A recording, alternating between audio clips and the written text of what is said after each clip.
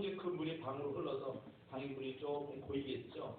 이때 환자에게 이제 걸레를 주면서 이제 물을 닦으라고 하는 거예요. 자, 그렇다고 했다면 정상적인 상황이라면 어떻게 해야 되는 것이 맞을까요?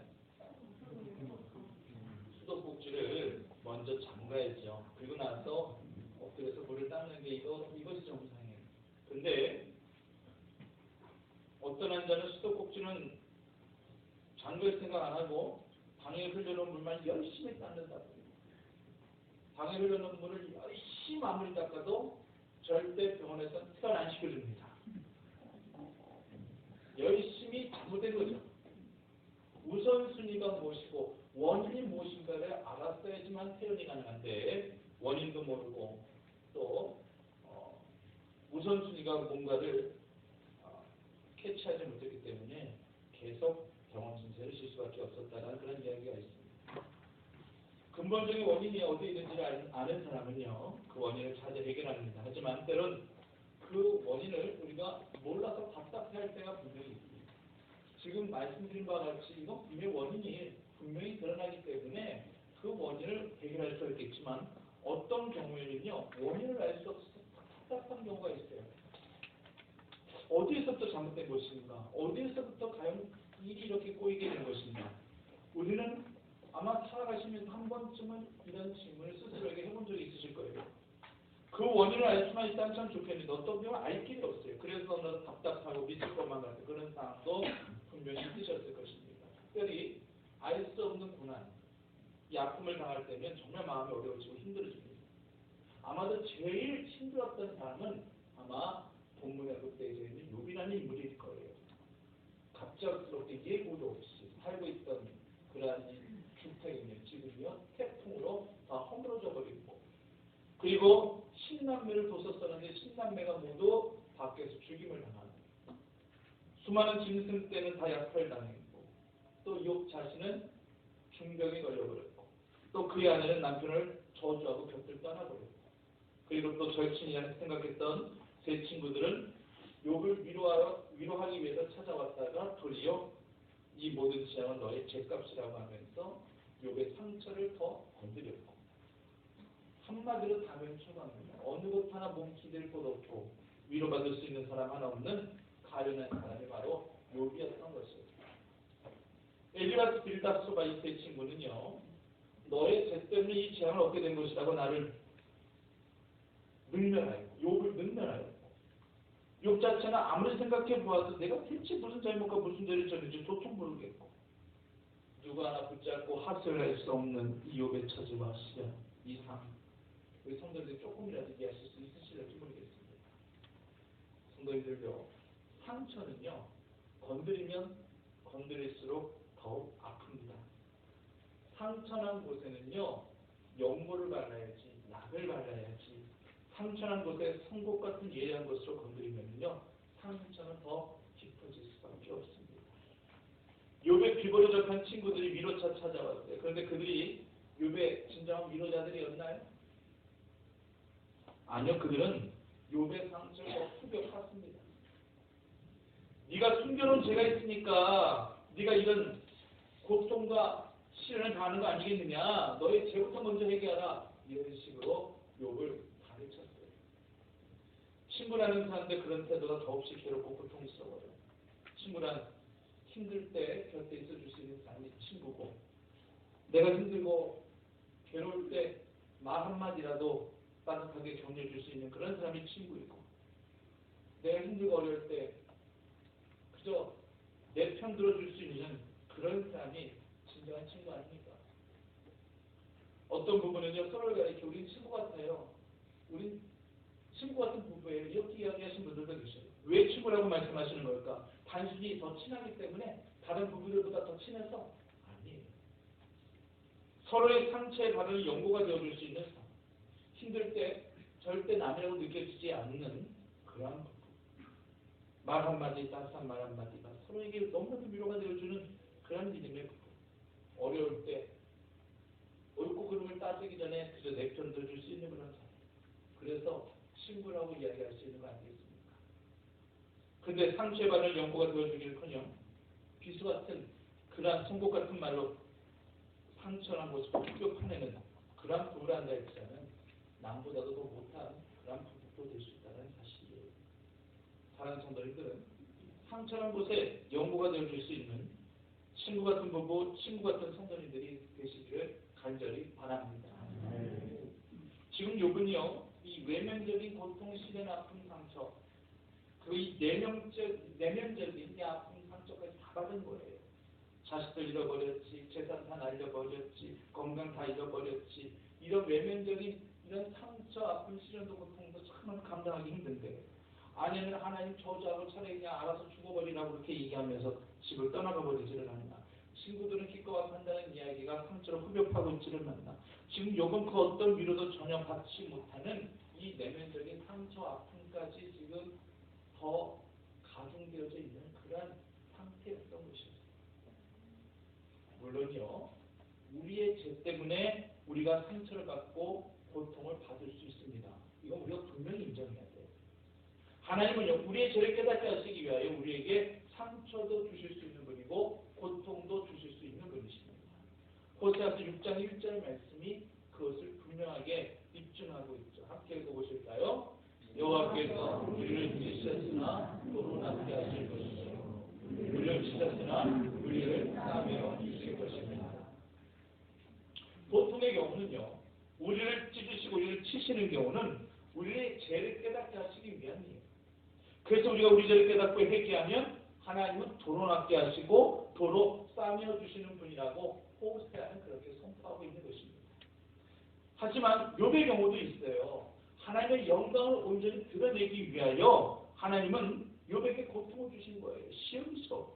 욥은 순전하고 정직하였고 하나님의 경외한 자였고 악에서 떠난 자였다라고 욥기서 1장 1절에서는 욥을 그대로 그렇게 표현하고 있습니다. 오히려 너무나도 완벽하니까요. 누가 시기하고 싫다느냐? 욥이 너무나도 완벽하니까 누가 더 시기하고 싫다는지 아세요? 사탄이 시기하고 싫답니다. 사람이 시기하고 싫다는 것이 아니라 사탄이 시기하고 싫대요. 이런 거 보면요, 참 사람은 어쩔 수 없이 시기와 질투의 대상이 됩니다. 사람이 질투하든 아니면은 사탄이 질투하든 아니면 사탄이 사람을 통하여 질투하든 어쨌든 질투와 시기는 사탄이 심어준 악한 본성이라는 얘기예요. 우리 인간이 가지고 있는 그런 본성 중에 하나가 이 시기와 질투의 마음이라는 얘기예요. 그 시기 질투 때문에 이 사탄의 시기 질투 때문에 하나님은요, 사탄에게 동정을 누리게 합니다. 사탄이 깨닫게 하기 위하여 보란듯이 욥을 믿고 욥에게 이런 고난과 아픔을 주신 거예요. 여기에는 분명히 욥을 향한 하나님의 믿음이 있었습니다. 이 믿음은 절대적인 믿음이었어요. 단 0.0001%가 한다 할지라도 욥을 믿지 못한다 한다 할지라면 하나님은 사탄의 제안을 절대 수용할 수가 없었어요. 만약 수용했다가 욥이 하나님도 원망하고 하나님도 저주하고 스스로 죽기를 자청했다든지 자해하려고 했다든지 했다 할지라면 그 사탄이 웃음 지을 일 아니겠습니까? 아마 이런 상황이었다는 할지라면 사탄은 하나님 앞에 이렇게 이야기했을 거예요. 거봐요 하나님, 제가 뭐라고 그랬어요?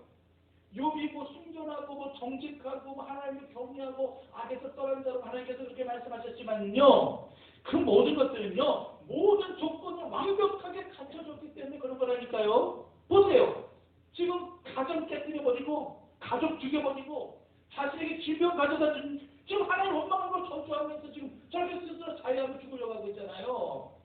이 세상에 절대 의미가 없다니까요. 하나님이 주셨어요. 제가 이겼어요. 호호호 깔깔깔 이러면서 아마 사탄은 그렇게 하나님을 조롱하고 그렇게 분명히 말을 했을 겁니다. 사탄이 이러고 충분히 남아요. 정말 이런 상황이었다는데 정말 우리 하나님의 마음도 참담했을 겁니다. 아, 정말 이 세상에 믿을 사람 하나도 없구나. 그나마 욥은 내가 믿을 수 있을 거라 생각했는데 믿을 사람 하나도 없었구나. 아마 하나님도 굉장히 후회가 그리고 아픔이 있으셨을 거예요. 하지만 욥은요, 하나님의 기대에 하나님의 믿음에 그대로 부응하였습니다. 우리 모두도 하나님을 믿게 만들어 드릴 수 있는 신뢰의 사람 되기를 간절히 바랍니다. 사람이 사람을 믿는다는 것도 중요하죠. 사람이 사람을 신뢰한다는 것도 중요하죠. 하지만 우리는 더 한 차원 더 높여서 하나님을 신뢰하게끔 해드릴 수 있는, 하나님이 나를 보고 믿을 수 있는 사람이야. 그 어떤 누구란다 할지라도 아무개는 내가 정말 믿고 쓸 수 있는 사람이라, 그렇게 하나님께서 인정하실 수 있는 그런 믿음과 신뢰의 사람이 꼭 되셔야 할 것입니다. 그리고 또 우리가 깨달아야 될 것은 무엇이냐? 어떤 상황에서요, 하나님을 원망해서는 안 된다는 얘기예요. 우리 1장 22절 말씀을 우리 자막을 함께 한번 읽어보실까요? 함께 읽겠습니다. 이 모든 일에 욥이 범죄하지 아니하고 하나님을 향하여 원망하지 아니하니라. 아멘.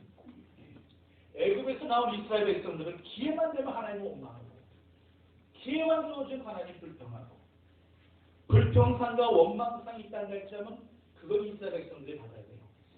결국 그런 원망과 불평 때문에 사실 모세도 가나안 땅에 못 들어간 거예요. 시도 때도 없이 불평하고 원망하는 이스라엘 백성들 때문에 모세도 참다 못 참겠어요. 그래서 그 백성들 앞에서 그 하나님의 거룩함을 드러내지 못하고 순간적인 혈기와 화를 다 품어냈지요.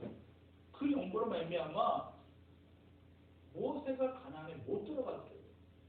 모세의 마지막 소원이 뭐가 있었겠어요?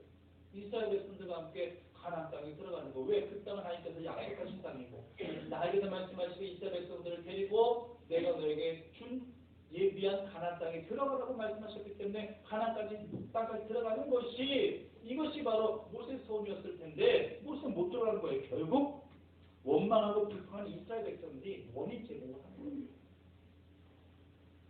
근데 욥은요, 고통과 절망 속에서도 하나님을 원망하지 않아요.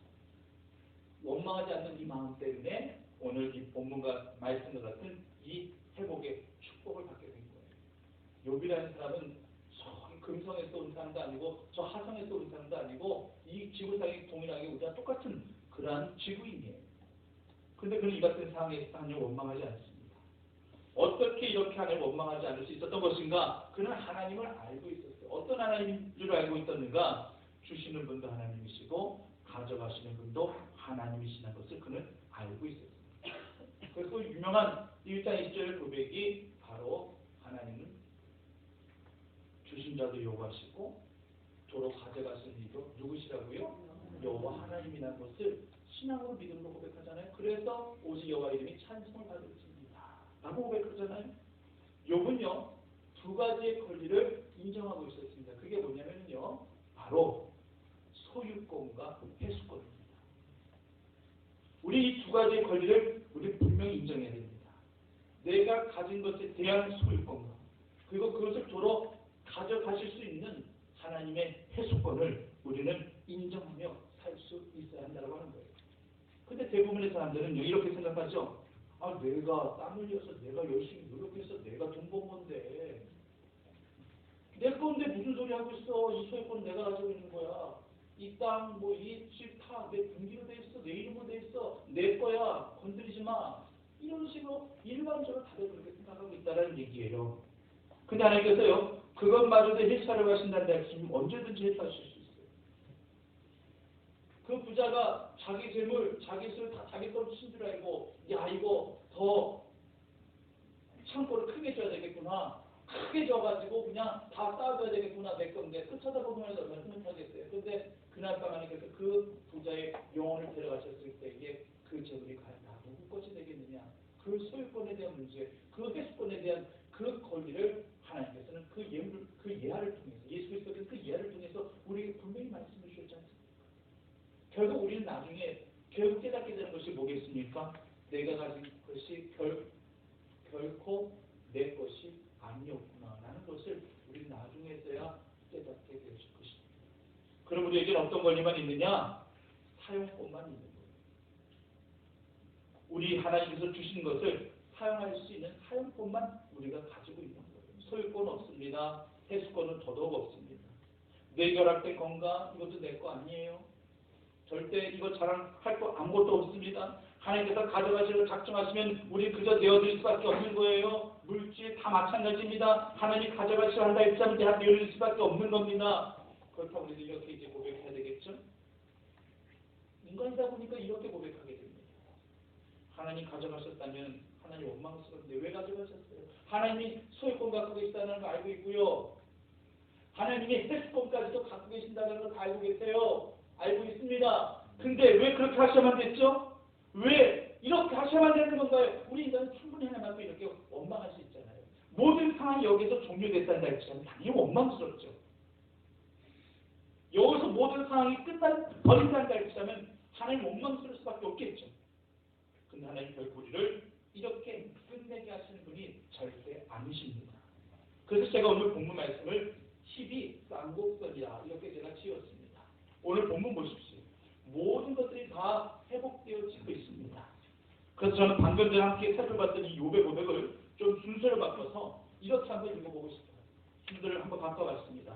바꿔서 함께 자랑을 함께 읽어보시겠습니다. 시작. 거두신 이도 여호와시요 주신 이도 여호와시니 여호와 이름이 찬송을 받을지니라.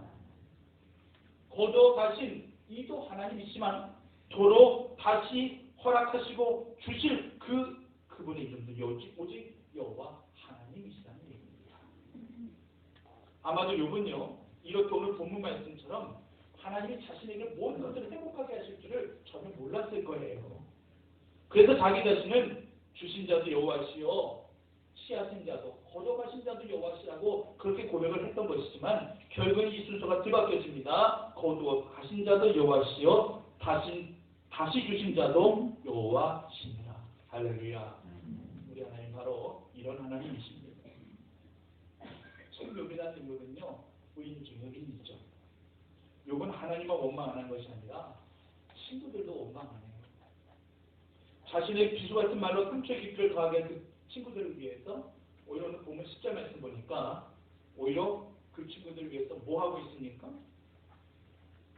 10절 말씀 제가 한번 읽어볼까요? 욥이 그의 친구들을 위하여 기도할 때 뭐 할 때요?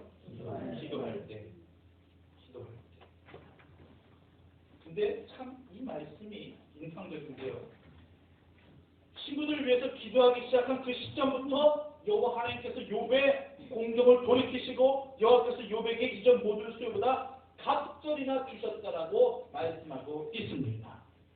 바로 친구들을 위해서 기도하는 이때부터 힘이 쌍곡선의 교차점이 지금 시작되고 있는 것입니다.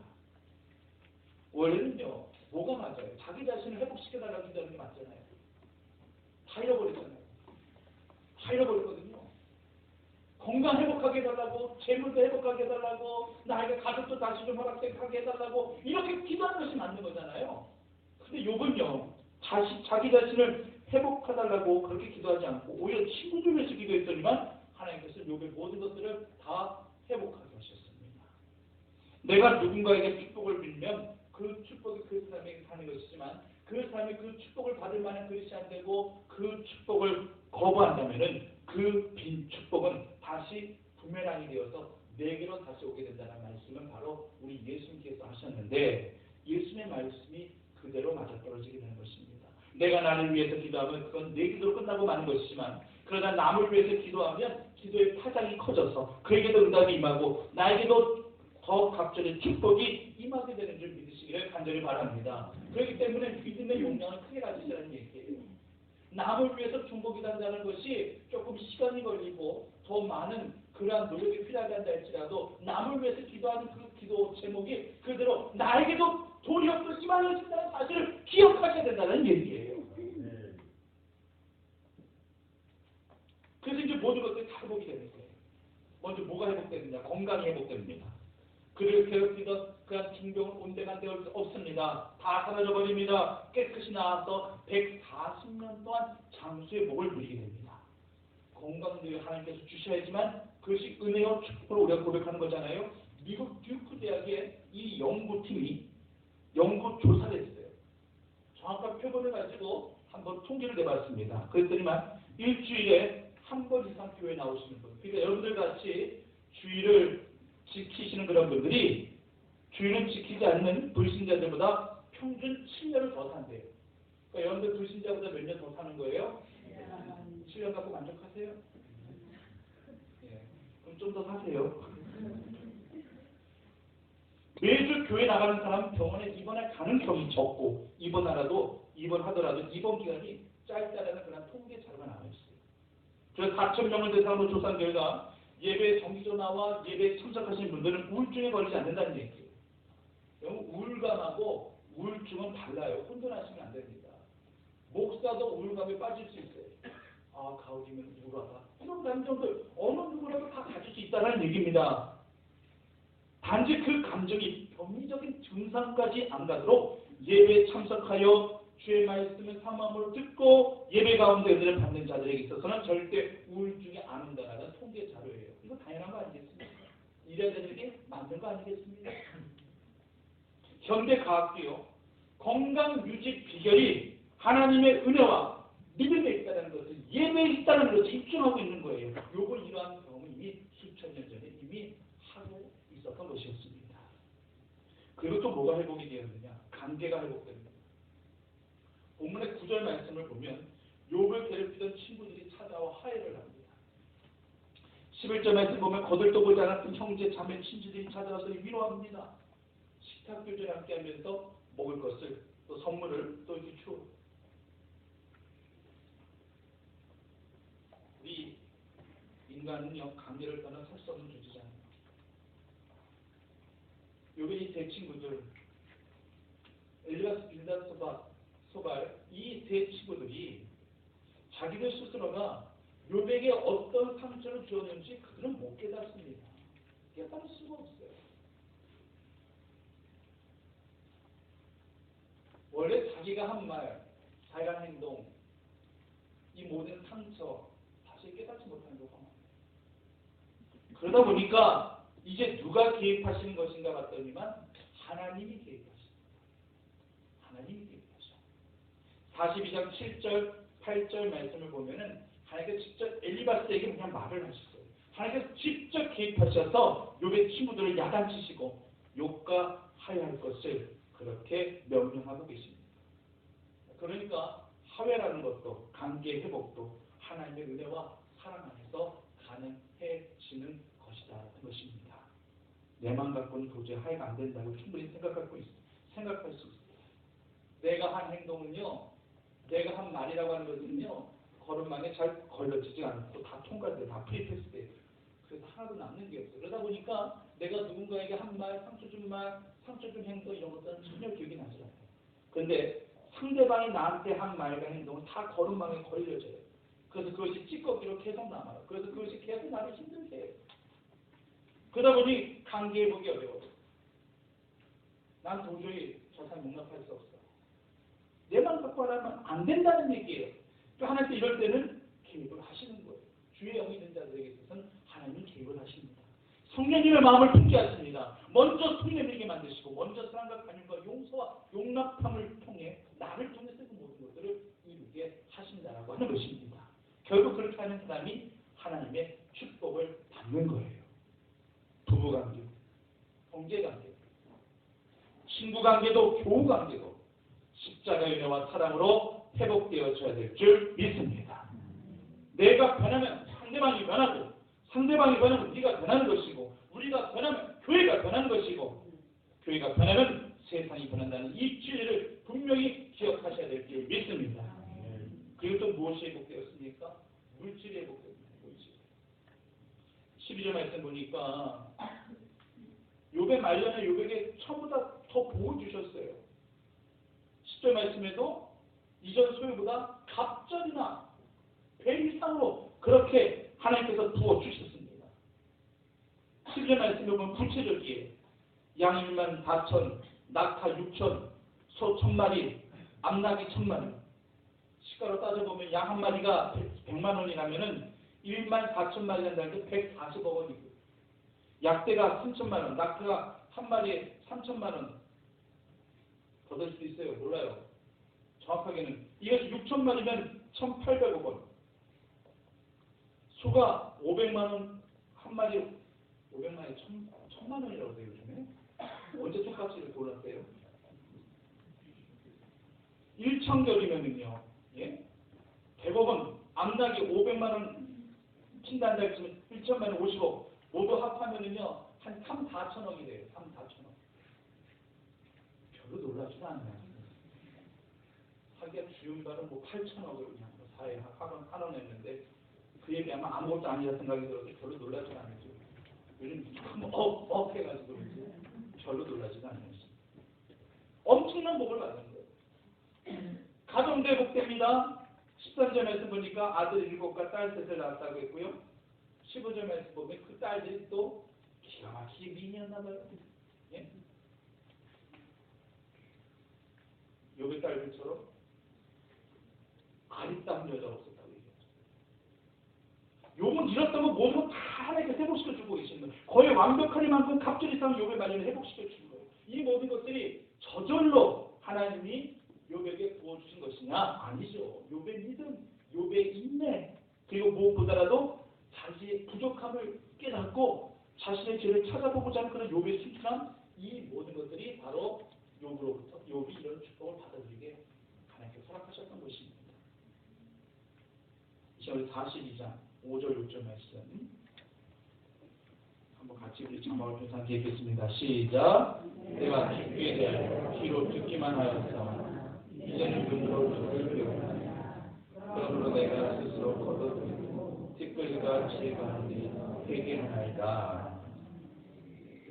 이게 바로 욥의 신앙이에요.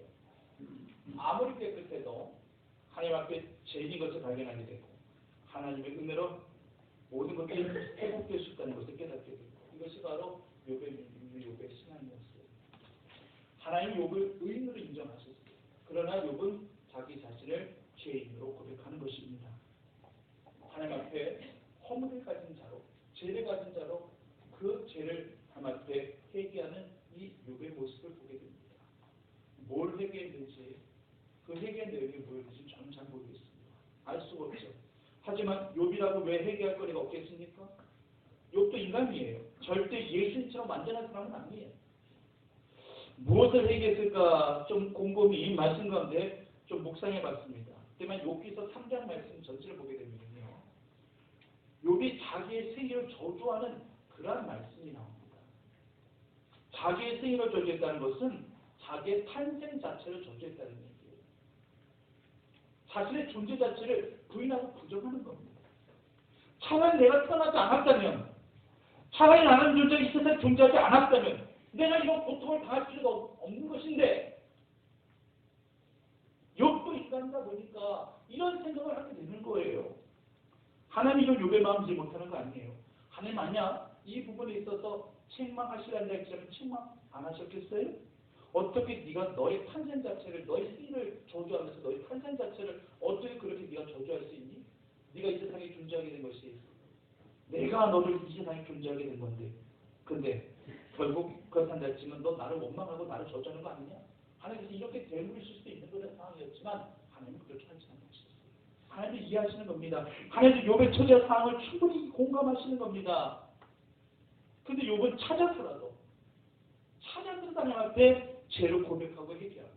하나님이 의인으로서 인정하셨고 악에서 떠난 자로 인정하셨고 하나님이 경외하는 자라고 그렇게 인정하셨고 그 절대적인 믿음 때문에 이 모든 시련과 고통도 하나님 원망하지 아니하고 잘 감당했었던 정말로 너무나도 완벽했었던 그런 욥인 양 그렇게 보여지는데도 욥 스스로는 찾아서 하나님 앞에 그 죄를 자복하고 회개하기 위한 몸부림치고 있는 이러한 욥의 모습을 지금 저희가 보게 됩니다. 어찌 하나님께서 이런 욥을 하나님께서 축복하지 아니하실 수 있으시겠습니까? 사랑하는 성도님, 이제 말씀을 정리하고자 합니다. 인생은 한마디로 희비 쌍곡선이다. 저는 이렇게 정의를 내리고 싶습니다. 희노애락이 있는 인생. 하지만 그런 희노애락도 하나님이 주관하고 계시다는 사실을 인정하시면서 오직 하나님만 경외하고 하나님만 섬기시는 주의 자녀들이 되시기를 간절히 바랍니다. 하나님의 필히 우리의 아픔과 우리의 상처를 하나님께서 치유하시고 도로 낫게 하실 줄 믿습니다. 언제든지 욥의 인내, 욥의 믿음, 그 욥의 순전함이 바로 우리 모습이 되어질 수 있도록 주의 성령을 구하며 주 뜻 가운데 늘 나아가시는 축복의 자녀들이 되시기만을 간절히 축원합니다. 살아계신 아버지 하나님, 희노애락이 늘 항상 우리의 삶을 에워싸고 있을 때에 그 모든 희비쌍곡선의 그 모든 접점들이 그 상황 가운데 속에서 늘 항상 하나님께서 주관하시고 하나님께서 개입하신다는 사실을 기억하고 늘 주 은혜 가운데 늘 기뻐하며 주만을 훈모하며 살아드리는 믿음의 자녀들 다 되어줄 수 있게 인도하여 주시옵소서. 이런저런 아픔들이 있습니다. 이런저런 상처들이 다 있습니다. 그 모든 아픈 상처도 도로낫게 하시고 아물게 하시고 깨끗게 치유해 주시는 주의 은혜가 있기에 인도하여 주시옵소서. 예수님의 이름으로 기도드립니다.